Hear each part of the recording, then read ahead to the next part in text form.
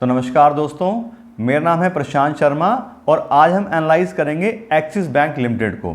बात करें तो इंडिया का तीसरा सबसे बड़ा बैंक है और काफ़ी अच्छा बैंक का बिजनेस प्रोफाइल है। काफ़ी स्ट्रॉन्ग बिजनेस बैंक ने पिछले कुछ सालों में अपना बना लिया है और आज की इस वीडियो में इसी बैंक का पूरा डिटेल में फंडामेंटल एनालिसिस करेंगे।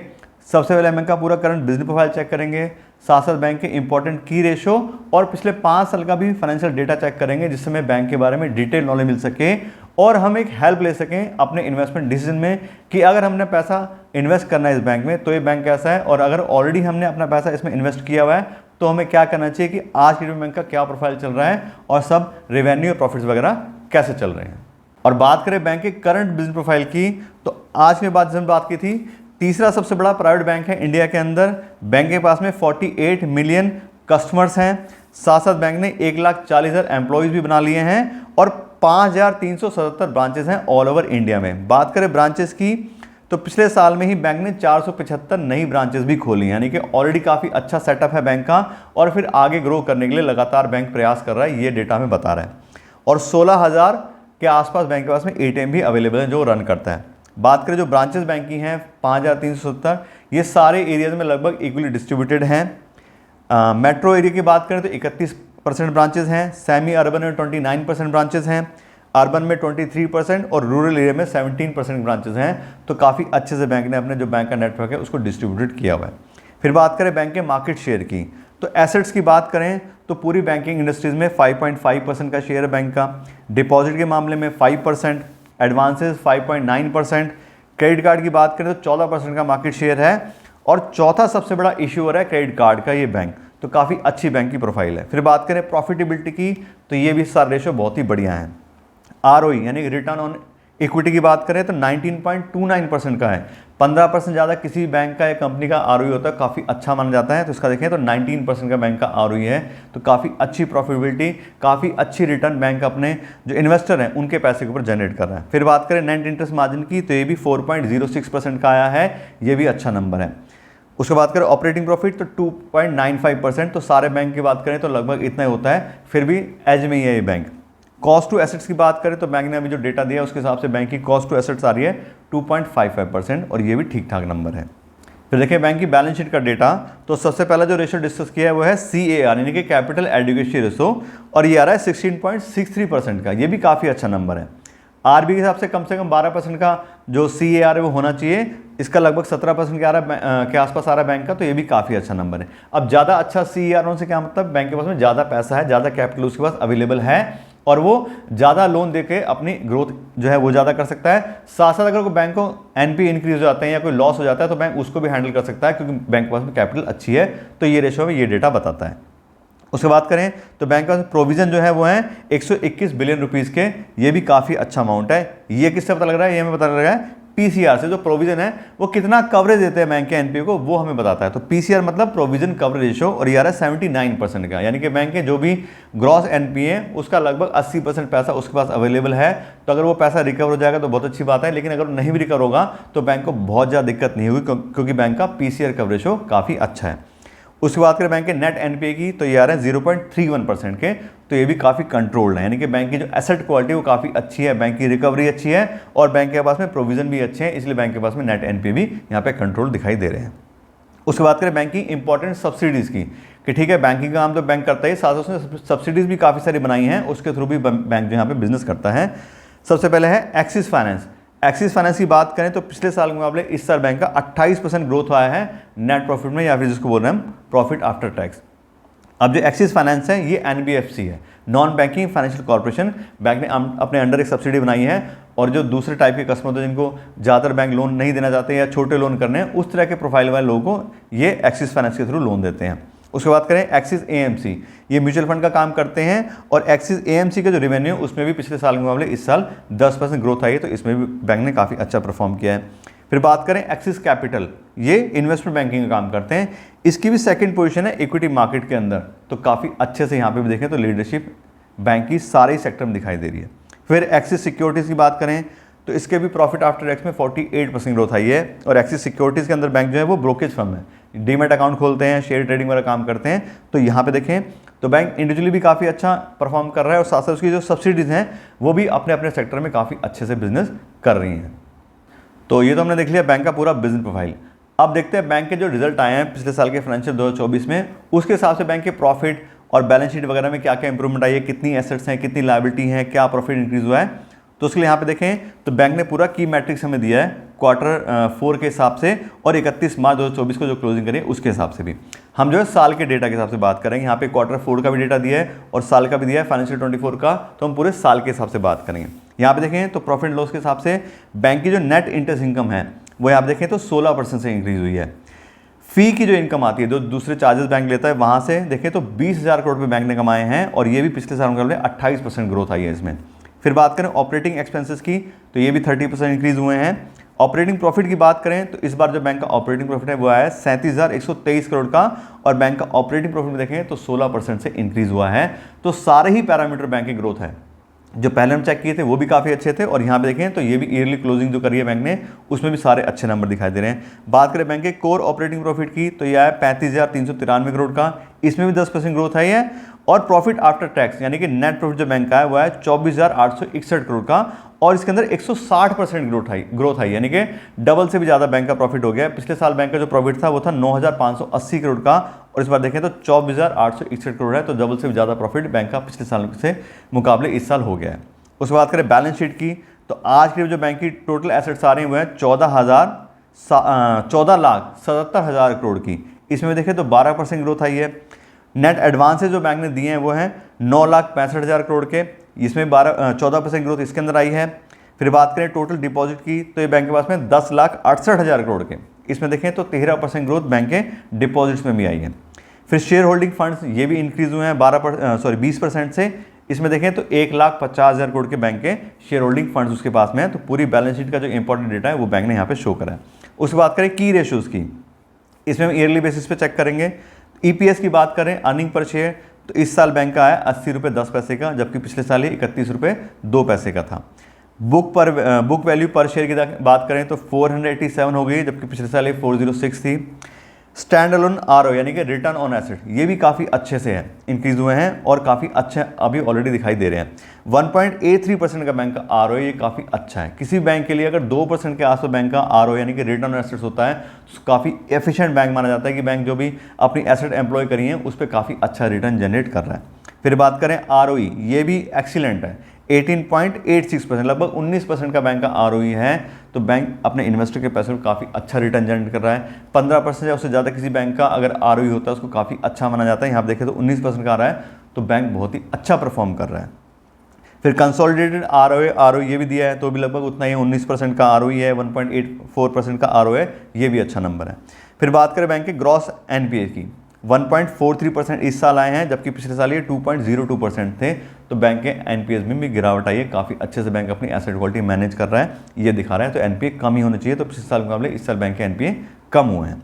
फिर नेट एनपीए की बात करें तो 0.31%, जबकि पिछले साल ये 0.39% थे। तो बैंक के एनपीए जो है नेट एनपीए वो भी कम हुए हैं।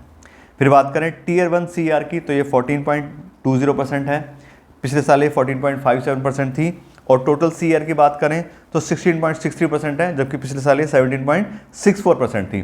तो सीआर पिछले साल के मुकाबले कम हुआ है, लेकिन उसमें ऐसी कोई दिक्कत वाली बात नहीं है, अभी भी अच्छा नंबर है। और बैंक जितना ज़्यादा लोन देगा उतना ज़्यादा उसका कैपिटल एडिक्वेसी थोड़ा कम होता है।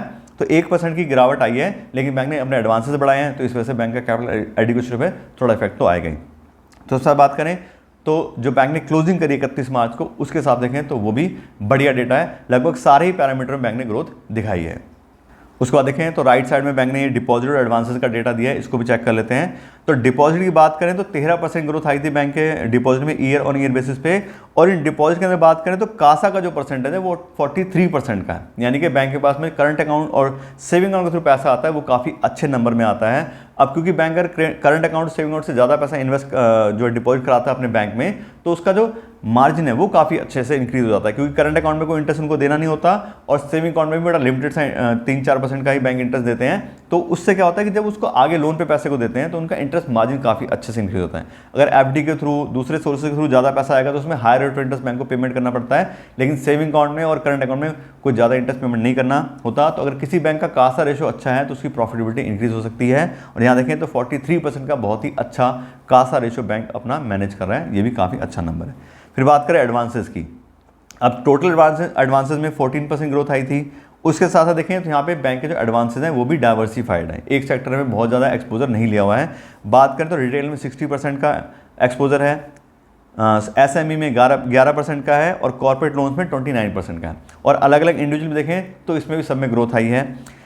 रिटेल में 20% ग्रोथ आई है लोन्स में, एसएमई में 17% ग्रोथ है और जो कॉर्पोरेट लोन है उसमें 3% ग्रोथ है। तो 60% रिटेल में पैसा है। अब रिटेल में हम देखें तो हमें एक्सपोजर ज़्यादा दिखाई दे रहा है, लेकिन रिटेल में क्या होता है, छोटे छोटे लोन होते हैं और अलग अलग लोगों को दिए होते हैं, तो वहाँ से पैसा उनको आराम से रिकवर हो जाता है। और इसके अंदर देखें तो अलग अलग टाइप के बैंक लोन दिए हैं, उसमें लोन अगेंस्ट प्रॉपर्टी भी होता है, उसके अलावा होम लोन होते हैं, कार लोन है, वो सब बैंक देता है। तो एक्सपोजर में 60% जरूर दिखाई दे रहा है, लेकिन इसके अंदर भी देखें तो काफ़ी ज़्यादा अच्छे से बैंक डाइवर्सिफाइड अपने लोन को करके रखे हुए हैं। उसके बात करें ऑपरेटिंग प्रॉफिट की तो 16% ग्रोथ ऑपरेटिंग प्रॉफिट में आई है ईयर ऑन ईयर बेस पे। यहाँ आप देखें तो पिछले साल 32,048 करोड़ का बैंक का ऑपरेटिंग प्रॉफिट था और इस साल बैंक को मिला है 37,137 करोड़ का प्रॉफिट ऑपरेटिंग प्रॉफिट, तो इसमें भी काफ़ी अच्छी ग्रोथ आई है। फिर बात करें प्रॉफिट आफ्टर टैक्स या नेट प्रॉफिट की तो ये आ रहा है 9,580 करोड़ का और इस साल बैंक को मिला है 24,861 करोड़, यानी कि डबल से भी ज़्यादा बैंक का प्रॉफिट हो गया।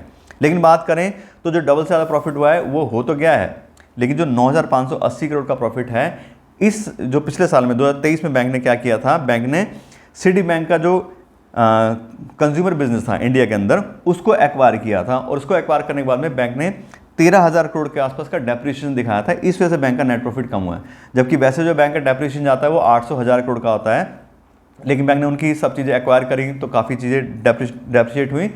उस हिसाब से देखें तो पिछले साल का भी जो नेट प्रॉफिट अगर वो डेप्रिसिएशन नहीं दिखाते तो 21,000 करोड़ के आसपास आना था और यहाँ पे इस साल 24,000 है, तो वो उस वजह से बैंक का प्रॉफिट घटा है। अदरवाइज बैंक ने इस साल भी अच्छा पैसा कमाया था। जैसे हमने ऑपरेटिंग प्रॉफिट देखा, ऑपरेटिंग प्रॉफिट देखें तो सिर्फ 5,000 करोड़ की ग्रोथ आई है, लेकिन यहाँ पे देखें तो 10,000 से सीधा 24,000 करोड़, तो यहाँ ग्रोथ ज़्यादा दिखाई दे रही है। तो वो एक्चुअली उस वजह से यहाँ पे देखें तो कम प्रॉफिट हुआ था, लेकिन वापस से सब चीज़ जब ठीक हो गई तो बैंक ने वापस से अपने प्रॉफिट को इम्प्रूव कर लिया है।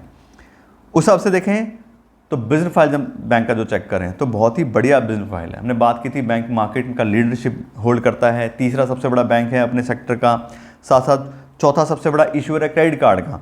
फिर जितने भी हमने चेक किए हैं बैंक के, जो भी फाइनेंशियल चेक किए हैं हमने, प्रॉफिट एंड लॉस अकाउंट है, बैलेंस शीट है, इंपॉर्टेंट की डिश है, सारे के सारे बढ़िया हैं। तो बात करें तो बिजनेस फाइल के हिसाब से बहुत ही स्ट्रॉन्ग बैंक है, काफ़ी अच्छे से बैंक अपने बिजनेस को यहाँ पे कैरी करता हुआ दिखाई दे रहा है। तो दोस्तों अभी तो हमने बात कर ली बैंक के करंट बिजनेस प्रोफाइल की कि बैंक ने जो अभी रिजल्ट अपने दिखाए हैं उसके हिसाब से कितनी उसके एडवांसेस में, कितनी डिपॉजिट में क्या क्या ग्रोथ आई है, तो वो सब चीज़ें अच्छी थी। अब हम चेक करते हैं पिछले 5 साल का रिकॉर्ड कि पिछले 5 साल में बैंक ने क्या दिखाया, कैसे उसके रेवेन्यू प्रॉफिट वगैरह इंक्रीज हुए हैं, जिससे बैंक के बारे में और ज़्यादा डिटेल नॉलेज मिल सके। और यहाँ पे चेक करें बैंक के पिछले 5 साल का डेटा, तो सबसे पहले चेक करते हैं बैंक के डिपॉजिट। और 2019 में जो बैंक के डिपॉजिट थे वो थे 5,48,000 करोड़ के आसपास के, जो कि 2023 में काफ़ी अच्छे से इंक्रीज होकर 9,46,000 करोड़ हो गए हैं। यहाँ देखें तो हर साल बैंक के डिपॉजिट इंक्रीज हुए हैं और पिछले 5 साल में 15% के काफ़ी अच्छे CAGR से बैंक ने अपने डिपॉजिट को इंक्रीज करा है। तो क्लियर हमें दिखाई दे रहा है कि बैंक का जो ब्रांड है वो अच्छा है, लोगों का उसके ऊपर भरोसा है, इसलिए अपना पैसा बैंक के साथ लोग इन्वेस्ट कर रहे हैं और बैंक अच्छी मार्केटिंग कर रहा है, नए नए अकाउंट खोल रहा है, नई ब्रांचेस खोल रहा है, इसलिए बैंक का डिपॉजिट वगैरह सब चीज़ें बढ़ रही हैं। उसके बाद करें एडवांसेस की, बैंक ने कितने ज़्यादा लोन बांटे हैं, तो 4,94,000 करोड़, लगभग 5,000 करोड़ मोटा मोटा मान लें 2019 में, और अब बढ़ के हो गया 8,45,000 करोड़। यहाँ पे देखें तो लगातार हर साल में लोन भी बांटे हैं। तो ऐसा नहीं कि बैंक पैसा लेके बैठा है आइडियल उसको इंटरेस्ट पेमेंट करा, नहीं, बैंक साथ साथ पैसा डिपॉजिट करवा रहा है और आगे उसको लोन पे बांट करके अपनी इनकम भी इंक्रीज़ कर रहा है। और यहाँ पे देखिए बैंक का CAGR तो पिछले 5 साल में 14% के काफ़ी अच्छे CAGR से बैंक ने अपने एडवांसेस को भी इंक्रीज़ करा है। तो बैंक अपने एडवांसेस डिपॉजिट सबको अच्छे से इंक्रीज़ करा है, तो ओवरऑल बिजनेस बैंक का काफ़ी अच्छे से बढ़ रहा है। फिर बात करें नेट इंटरेस्ट इनकम की, तो 21,708 करोड़ की नेट इंटरेस्ट इनकम थी 2019 में। यहाँ पर देखें तो 42,946 करोड़ की बैंक की नेट इंटरेस्ट इनकम आ गई है पिछले 5 साल में, तो डबल हो गई बैंक की इनकम। तो काफ़ी अच्छे से बैंक अपनी प्रॉफिटेबिलिटी मैनेज कर रहा है, ये क्लियर दिखाई दे रहा है। और 19% का CAGR बैंक का आ रहा है नेट इंटरेस्ट इनकम का। ऐसी बात करें नेट इंटरेस्ट मार्जिन की, तो 2.95% का यहाँ पे था बैंक का 2019 में इंटरेस्ट मार्जिन, और अब देखें तो 2023 में 3.46 हो गया है, और 2024 का जो हमने डेटा चेक किया था उसमें 4.06% आ गया था। तो बैंक लगातार अपना इंटरेस्ट मार्जिन भी इंप्रूव कर रहा है, इसलिए बैंक की प्रॉफिटेबिलिटी बढ़ रही है। फिर बात करें नेट प्रॉफिट की, 2019 में 4,677 करोड़ का था प्रॉफिट, और अब देखें तो 9,580 करोड़ हो गया 2023 में, और अब 2024 का हमने डेटा चेक किया था उसमें 25,000 करोड़ के आसपास बैंक का प्रॉफिट आया है। तो लगातार सारे पैरामीटर बैंक ग्रोथ दिखा रहा है, बहुत ही अच्छे से बैंक अपना बिजनेस कर रहा है, प्रॉफिटेबिलिटी मैनेज कर रहा है, सब चीज़ें हमें अच्छी दिखाई दे रही हैं। फिर बात करें नेट एनपीए की, तो कोई भी अनयूजुअल यहाँ पे एनपीए बढ़े हुए दिखाई नहीं दे रहे हैं। देखें तो लगातार घट रहे हैं बल्कि एनपीए 2.06% का 2019 में, फिर 1.56%, 1.05%, 0.73% 2022 में, और 2023 में 0.39%।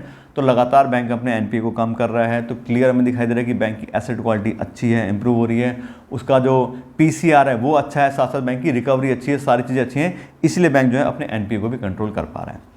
तो इस हिसाब से बात करें बैंक के प्रोफाइल के बारे में, तो पिछले 5 साल में देखें तो काफ़ी अच्छे से बैंक ने डिपॉजिट को बढ़ाया है, एडवांसेस को बढ़ाया है, इनकम भी बढ़ी है, और एनपीए भी कंट्रोल हुए हैं। तो करंट प्रोफाइल देखा था हमने, वो भी बैंक का काफ़ी अच्छा है, और साथ साथ बात करें तो पिछले 5 साल का डेटा है उसमें भी काफ़ी स्ट्रॉन्ग परफॉर्मेंस बैंक का दिखाई दे रहा है। तो इस तरह से बात करें बैंक के ओवरऑल फाइनेंशियल डेटा की, ओवरऑल परफॉर्मेंस की, तो हमने देखा करंट प्रोफाइल भी काफ़ी अच्छा है बैंक का, और पिछले 5 साल का डेटा भी बढ़िया है।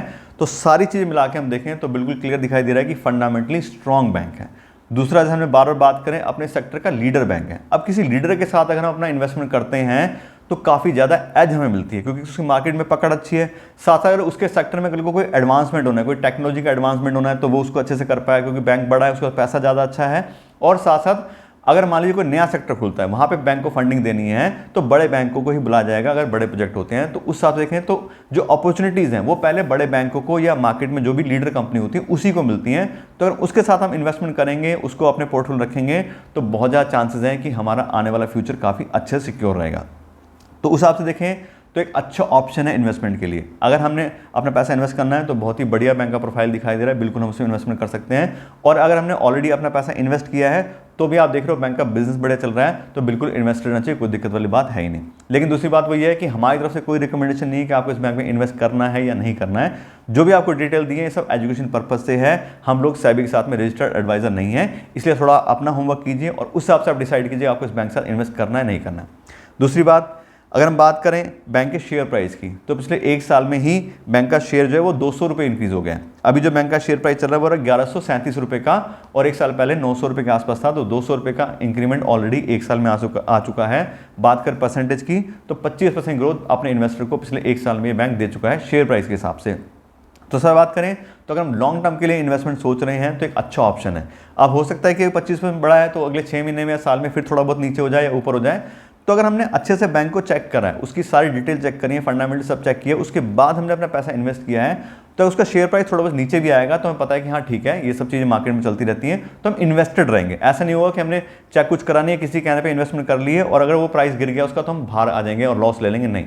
तो अगर हम अच्छे से देख करके और लॉन्ग टाइम के लिए इन्वेस्टमेंट करेंगे तो बैंक का प्राइस या किसी भी कंपनी का प्राइस ऊपर नीचे तो होता ही है, लेकिन हमें अगर कंपनी को कॉन्फिडेंस है तो हम उसको होल्ड करेंगे, और जितना ज़्यादा अच्छे से हम बैंक की चीज़ें या कंपनी को हम होल्ड करते हैं शेयर प्राइस, तो उसका शेयर इंक्रीज हो जाता है और हमें उसमें फ़ायदा हो सकता है। शॉर्ट टर्म के लिए हम बात नहीं कर रहे हैं, शॉर्ट टर्म में तो कभी भी चीज़ें ऊपर नीचे हो सकती हैं। तो उस तरह से बात करें तो मेरे हिसाब से तो काफ़ी अच्छा ऑप्शन है, बिल्कुल हम इसको देख सकते हैं इन्वेस्टमेंट के लिए। तो इस तरह से बात करें तो बैंक के बारे में आपको डिटेल नॉलेज दे दी है। आशा करते हैं आपको वीडियो अच्छी लगी होगी और आपने इस वीडियो को देखने के लिए और मुझे इतना समय दिया उसके लिए आपका बहुत बहुत धन्यवाद।